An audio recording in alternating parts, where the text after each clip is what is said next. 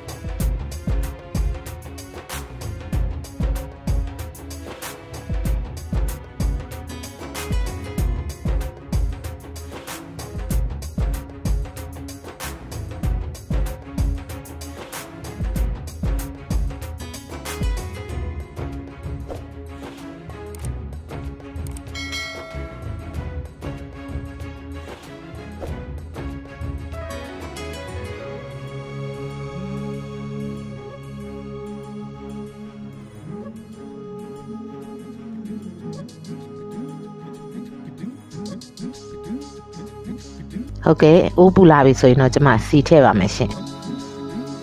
စီပူလာပြီဆိုရင်တော့ကျမကြက်သွန်ဖြူရဲ့ဂျင်းရဲ့ကြက်သွန်အနီရဲ့ကြိတ်ထားတာလေးထည့်ပါတယ်ရှင်ကျမဂျင်းလေးပါထည့်ကြိတ်ပါတယ်နော်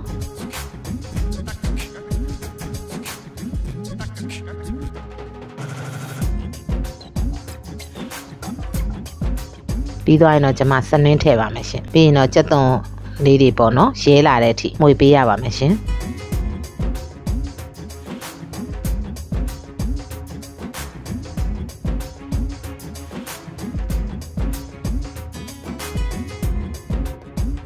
ဟုတ်ကဲ့ပြီးသွားရင်တော့ငရုတ်သီးအစိမ်းမှုတ်ထည့်ပါရှင်ပြီးရင်စီကိုကြက်နေအောင်တတ်ပေးရပါမယ်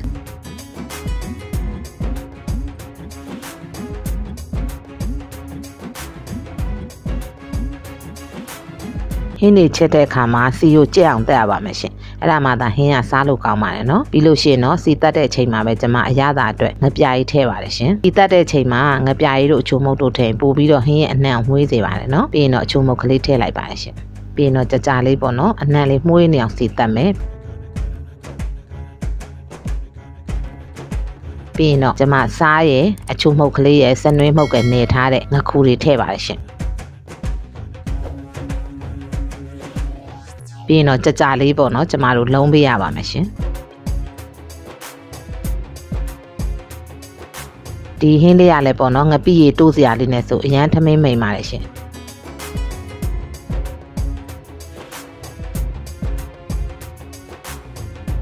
ပြီးရင်တော့ကျမဇီယာမှုတ်ထည့်ပါတယ်ရှင်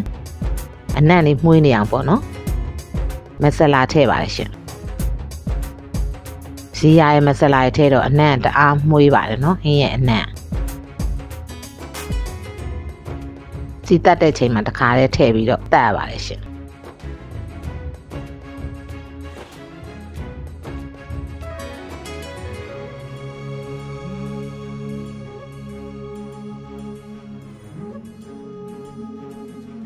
ပြီးရင်တော့ကျမတို့ရဲရွက်ထည့်ပါတယ်ရှင်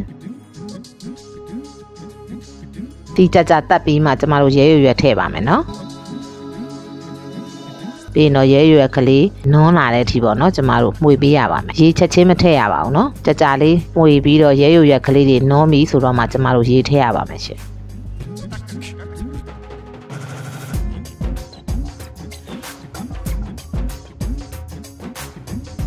ဟုတ်ကဲ့အခုဆိုရင်တော့ကျမဒီကြက်သွန်ကြိတ်ထားတဲ့ပေါ့နော်ရေကျင်းထားတဲ့ရေလေးထည့်ပါတယ်ရှင်ရဲရွက်ကလေးလည်းနည်းနည်းနွန်းသွားပြီပေါ့နော်အဲ့ချိန်ကျမှကျမရေထည့်လိုက်ပါတယ်ရှင်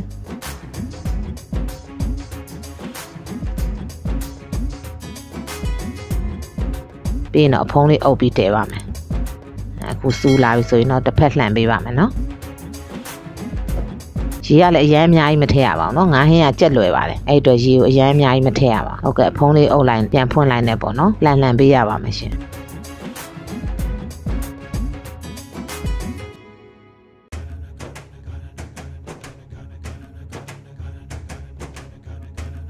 ပြီးရင်တော့ကျမတို့စီပြန်ကြိုက်တဲ့လူကြတော့စီပြန်ချပေါ့နော်ကျမကတော့စီကြံရေကြံကလေးအရေးဆန်းစားတာလေးကြိုက်တဲ့အတွက်စီကြံရေကြံလေးပဲချပါတယ်နော်ဒါကတော့ကိုယ်စိတ်ကြိုက်ပါရှင်